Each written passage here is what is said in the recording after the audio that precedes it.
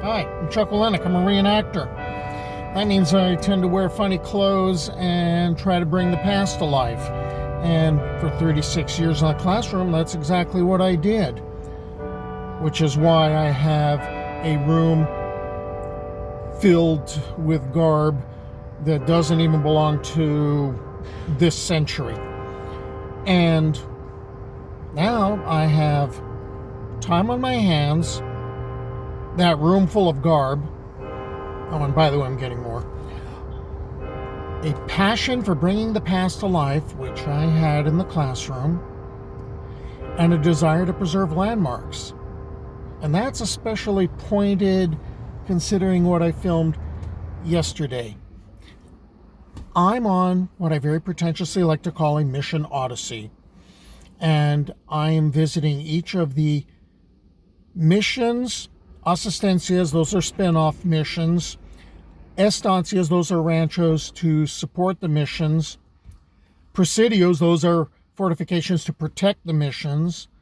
Plus any other points of historical interest that are connected to Alta California. And it's especially important now because since I've begun this journey of mine, this Odyssey, I have seen a statue of Father Sarah taken away from in front of Ventura City Hall, and it's been moved over to the Mission San Buenaventura. I have seen a police presence in front of Mission San Gabriel. This is right before the fire, and the police were there to protect the statue. The fire did take place at Mission San Gabriel, which was devastating. I at least managed to get some footage there. And when I came yesterday to Mission San Fernando, I noticed going into the park across the street that there had once been a statue of Father Sarah. It had been removed, and now there are candles lit on that pedestal.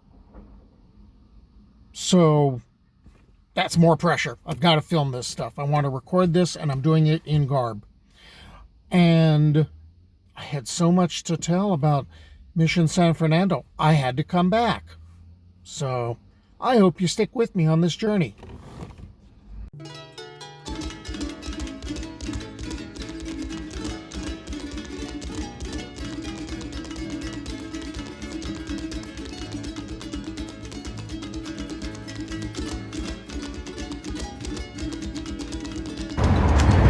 Secularization is not going to be kind to Mission San Fernando. This very noisy, very urban place is the Cahuenga Pass. 3 really significant events took place here which would affect not just the San Fernando Mission, but Alta California. And the first was the Battle of Cahuenga Pass in 1831. That's not to be confused with another battle, which was called the Battle of Providencia, which took place in 1845. The third significant event in the Cahuenga Pass is going to be the signing of the Treaty of Cahuenga in 1847.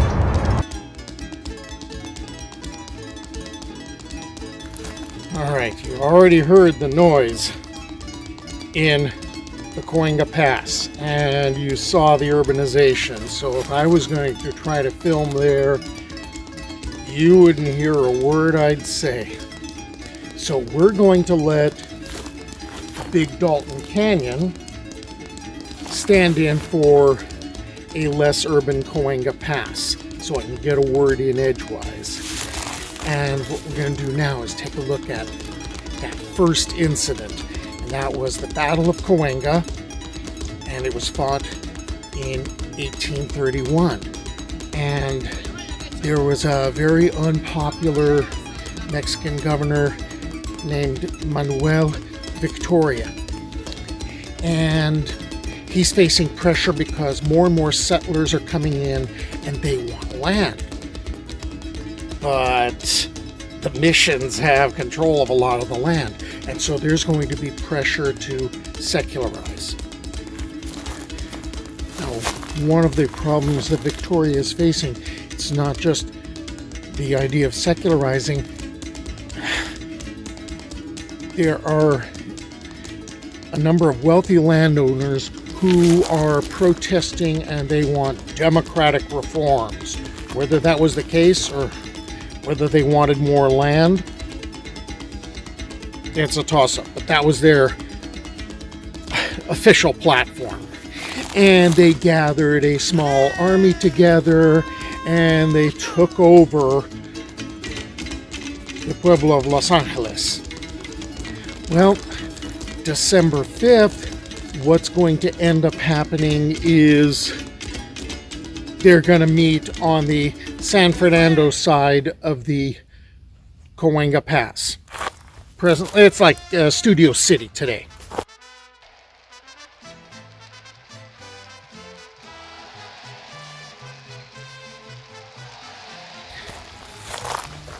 This is kind of like a civil war. There's brothers and sons and uncles and all that on both sides. They don't really want to kill each other. What they want to do is they're going to try to settle this, but they're using a lot of bravado. And when Victoria shows up at the battle, he's only got half the troops. The other, as compared to the other side. So what he decides to do, he's going to order his men to fire. And they don't want to kill people on the other side, so they fire into the air. Well, the other side responds. Boom. Okay, so now you got boom, boom. And now it's a standoff. And nobody knows what else to do. Well, there's a Captain Jose Pacheco who he interprets Victoria's actions as charge. So he does. Charges out. Nobody else does. So now he's in between the two armies. And okay. Again, they're staring at each other and it's very awkward. And on the other side is a Jose Maria Avila. He views this as a real insult. So he charges out because he's going to stand up for his honor. And now the two men stare at each other. Okay, what do we do now? And what they decide to do is they are going to fight it out. And they charge at each other with lances. And they make 3 passes. Now, during those 3 passes, Avila's lance gets knocked to the ground. And he's really insulted, really angry, and without thinking, he pulls out his firearm and he shoots. Boom. And he kills Pacheco. And Governor Victoria freaks out over this. How unchivalrous, how ungentlemanly. Draws his gun and he shoots Avila. Body count so far of the Battle of Cahuenga. Pacheco is dead, Avila's dead. And now this has angered someone enough that he charges Governor Victoria and he sticks a lance in his face. It kind of jacks him up. And at this point, the battle stops. So there's Governor Victoria. Had a lance in his face, ripped up some flesh, ripped up some cartilage. He's kind of writhing on the ground.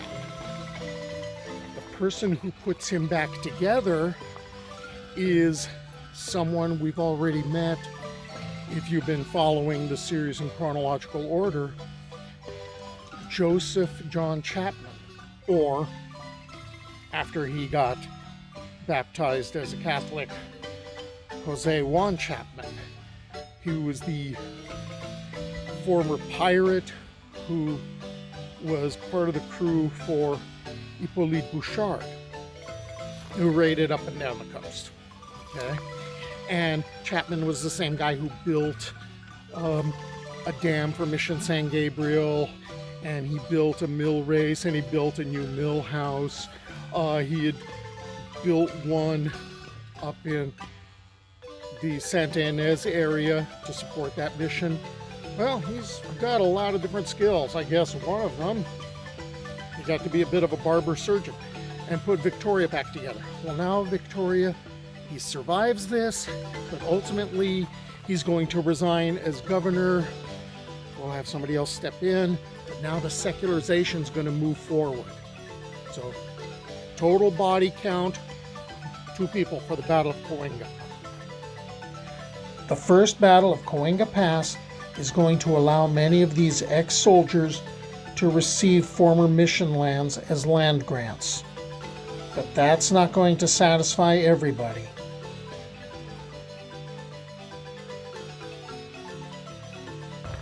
The land is changing here.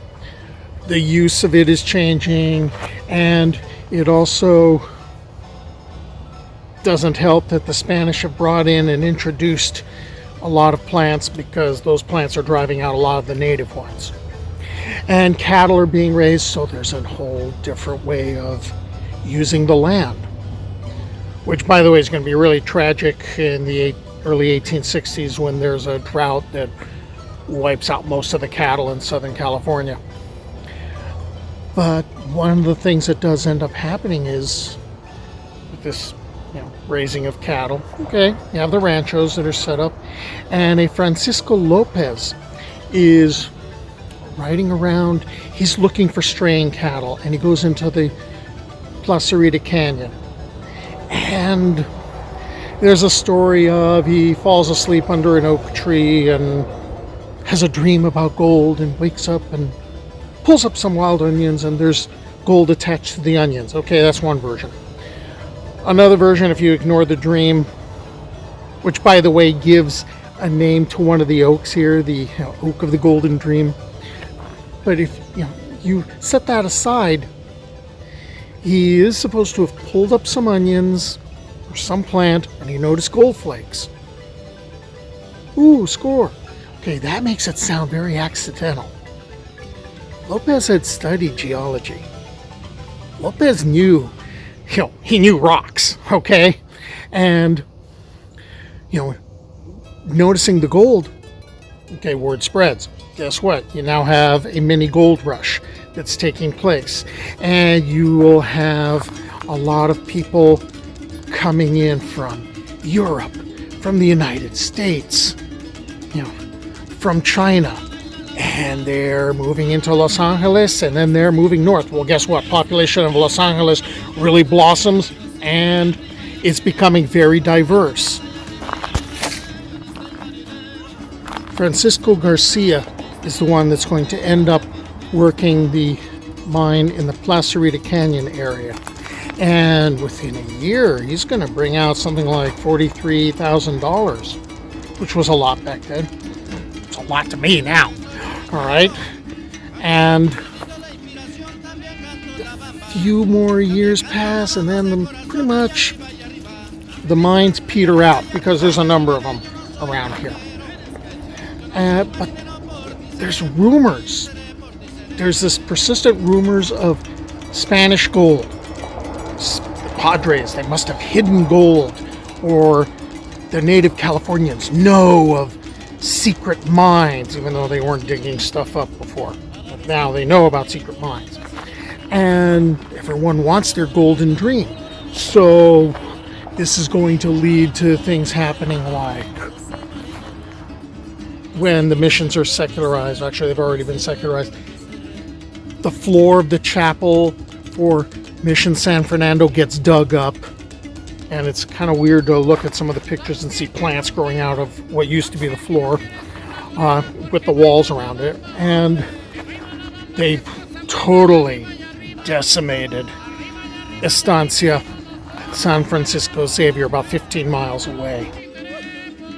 Look closely and you can see weeds growing out of the floor of the mission. These tiles, they're all that's left of the Estancia. If you're gonna have stories about gold mines, you need a haunted mine. Well, apparently there's one in the area, a few miles up the road. And word is that this was a lost mine of the native Californians, and that it was haunted. And of course there were the people that said, yeah, that's nice, good story, and they went exploring. And then of course, this is, you know, like an episode of Supernatural, bad things are supposed to have happened to the people. And I've heard people talking about, you know, hey, let's go look. You know what, I'm good filming right here. I don't believe it. I have to come back to Mission San Fernando because I tugged on another one of those strings and more history came along. So I hope you stick with me.